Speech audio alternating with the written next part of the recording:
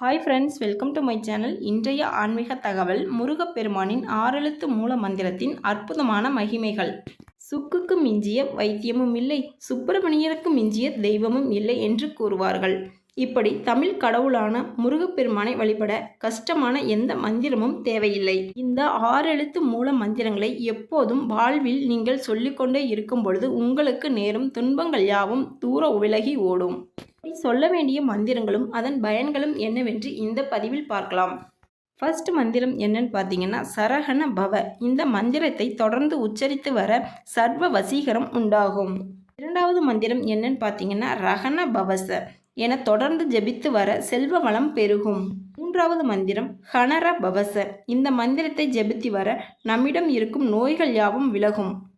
நான்காவது மந்திரம் நபவ சரக என உச்சரித்து தொடர்ந்து பிரார்த்தனை செய்தால் எதிரிகளால் வரும் துன்பங்கள் யாவும் தீரும். ஐந்தாவது மந்திரம் பவசரஹன என்று முருகனை வேண்டினால் உலகத்து உயிர்கள் யாவும் நன்மை நேசிக்கும்.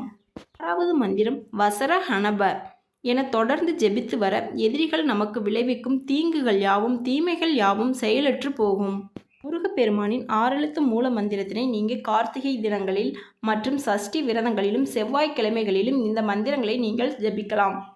கூறுகையில் உங்கள் வாழ்வில் நடக்கும் துன்பங்கள் யாவும் விலகிவிடும், உங்கள் நோய்கள் யாவும் தீர்ந்துவிடும், தடைகள் யாவும் நீங்கிவிடும்.